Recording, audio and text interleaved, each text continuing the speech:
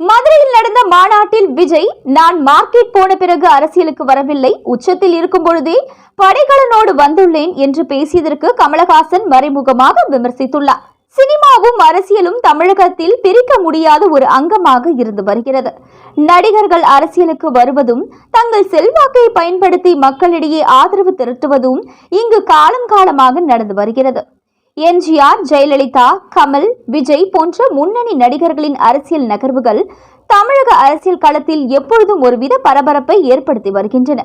இந்த நிலையில் மறைமுகமாக விஜய் மற்றும் கமலஹாசன் இருவரும் ஒருவரை ஒருவர் பேசியிருப்பது நெட்டிசன்கள் மத்தியில் விவாதத்தை ஏற்படுத்தியுள்ளது. சமீபத்தில் மதுரை மாநாட்டில் நடிகர் விஜய் ஆற்றிய உரை அரசியல் வட்டாரத்திலும் சமூக வலைதளங்களிலும் பெரும் தாக்கத்தை ஏற்படுத்தியது. தனது உரையில், நான் ஒன்று மார்க்கெட் போன பிறகு, ரிட்டையர்ட் ஆன பிறகு அடைக்கலம் தேடி அரசியலுக்கு வரவில்லை, உச்சத்தில் இருக்கும் பொழுதே படைக்கலனோடு வந்துள்ளேன் என்று அவர் பேசியிருந்தார். இந்த கருத்து நடிகர் கமலஹாசனை விமர்சிக்கும் வகையில் அமைந்ததாக சமூக வலைதளங்களில் பரவியது.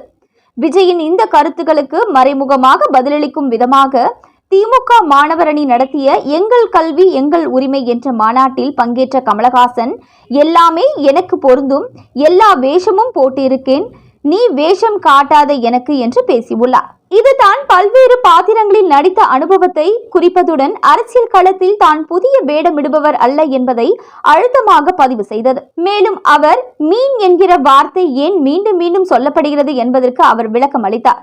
மீன் எங்கள் கொடியில் இருக்கும், புலி எங்கள் நெஞ்சில் இருக்கும், வில் எங்கள் கையில் இருக்கும் என்று கூறினார். வில் இருந்தால் ஒரு வழி கிடைக்கும் என்றும் அதைத்தான் தொடர்ந்து செய்து கொண்டிருப்பதாகவும் கூறினார். தான் சொல்ல வேண்டிய இடத்தில் சொல்லிவிட்டதாகவும் இதற்கு தோள் கொடுப்பதில் தனக்கு பயமில்லை என்றும் அதை தன் கடமை என்றும் குறிப்பிட்டார். தாவேகா மாநாட்டில் கமலஹாசனை விமர்சனம் செய்த விஜய்க்கு தற்பொழுது கமல் பதிலடி கொடுத்திருப்பது அரசியல் வட்டாரத்தில் பரபரப்பை ஏற்படுத்தியுள்ளது. மேலும் இது போன்ற முக்கிய செய்திகளை உடனுக்குடன் நீங்க தெரிஞ்சுக்கணும்னா நியூஸ் இன்ஃபோ தமிழ் சேனலை சப்ஸ்கிரைப் பண்ணிக்கோங்க.